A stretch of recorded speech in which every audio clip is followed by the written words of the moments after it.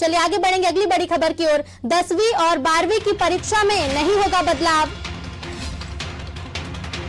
पुराने पैटर्न पर ही होंगी बोर्ड परीक्षाएं।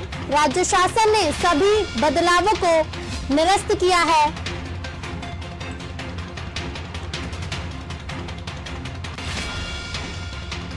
माध्यमिक शिक्षा मंडल अधिनियम की धारा 9 के तहत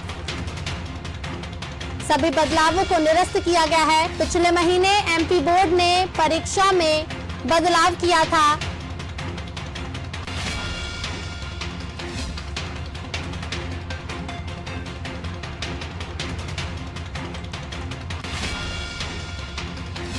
प्रश्न पत्र प्रिंट कराने, मूल्यांकन पद्धति में बदलाव नहीं होगा, पुराने पैटर्न पर ही बोर्ड परीक्षाएं की जाएंगी।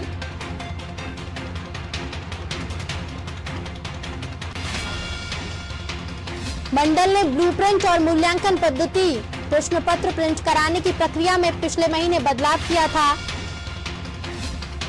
जिससे कई विद्यार्थी प्रभावित हुए थे। अब पुराने पैटर्न पर ही परीक्षाएं होंगी। 10वीं 12वीं की परीक्षा में बदलाव नहीं होगा। चलिए और अधिक जानेंगे हमारे संवाददाता अंकुर जी से। अंकुर जी, छात्रों के लिए एक बड़ी खुशखबरी है। पहले पिछले महीने बदलाव किए गए थे बोर्ड परीक्षाओं को लेकर, पर अब ये फैसला लिया गया है कि 10वीं और 12वीं की परीक्षा में बदलाव नहीं किया जाएगा, पुराने पैटर्न पर ही परीक्षाएं होंगी। क्या अधिक जानकारी है?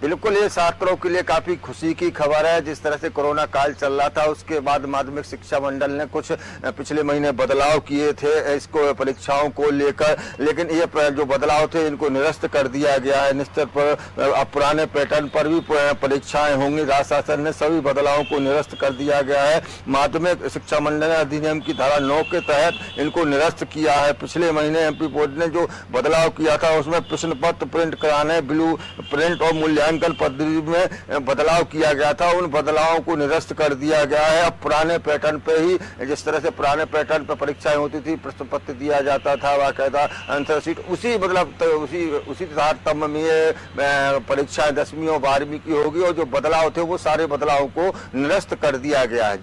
जी अंकुर जी, तमाम जानकारी हमसे साझा करने के लिए आपका बहुत बहुत धन्यवाद। मध्य प्रदेश में 10वीं और 12वीं की बोर्ड परीक्षा में छात्रों के लिए अब एक बड़ी खुशखबरी, अब बदलाव नहीं होगा। पिछले महीने सरकार द्वारा बदलाव किया गया था, लेकिन चूंकि कोरोना काल चल रहा था, ठीक से पढ़ाई भी नहीं हो पाई है, ऑनलाइन क्लासेस लगी छात्रों की, इसी को देखकर इस बदलाव को निरस्त कर दिया गया है। अब पुराने पैटर्न पर ही परीक्षाएं आयोजित की जाएंगी।